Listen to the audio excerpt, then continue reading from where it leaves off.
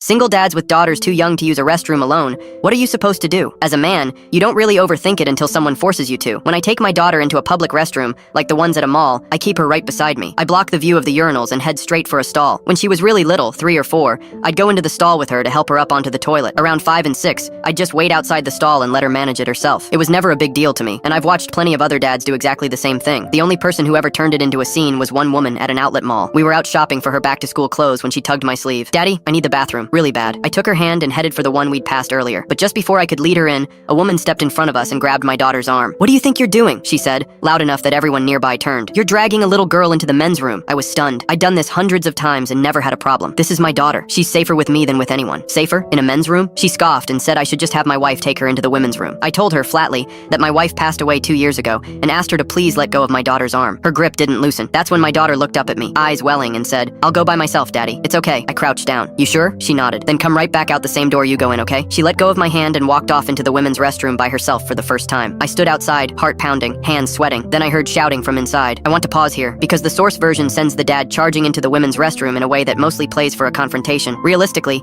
a parent in this spot would grab help fast, and the version where he protects his kid without making her ordeal, the centerpiece lands better and keeps everyone squarely on his side. So here's how I'd carry it. I didn't hesitate, but I also wasn't going to walk in there blind and hand that woman a story. I called out for someone to help, and a security guard who'd noticed the commotion at the entrance was already coming over. A mother walking out held the door and said, "There's a man's little girl in here being screamed at. Go." I went in with the guard a step behind me. The same woman had my daughter cornered by the sinks, gripping her arm, her face inches away. "Do you even know how to use a toilet? Look at the mess you made." My daughter was sobbing, apologizing over and over, trying to pull free. There was a little splash on the floor and the seat, exactly the kind of thing that happens when a 6-year-old can't reach an adult-sized toilet. I scooped my daughter up and got her behind me. "Let go of her, now!" The woman spun to the guard. "He's a man in the women's restroom. Arrest him." The guard had already heard enough from the women filing out, and one of them spoke up before he could. She had a child by the arm screaming in her face. He came in because of her. Another woman added, "I watched a mom bring her son in here 10 minutes ago and you didn't say a word. What's the difference?" The woman's face went red. She started in about how she was only trying to protect kids, but nobody was buying it anymore. The guard asked her to come with him to sort it out, and as she was walked off, she snapped something bitter over her shoulder. I didn't even hear the end of it. I was busy wiping my daughter's tears. One of the moms helped me clean up the little mess and crouched down to my girl's level. "You didn't do anything wrong, sweetheart. That lady was the one being unkind." My daughter sniffled and nodded. The guard came back a few minutes later and told me the woman had been asked to leave the property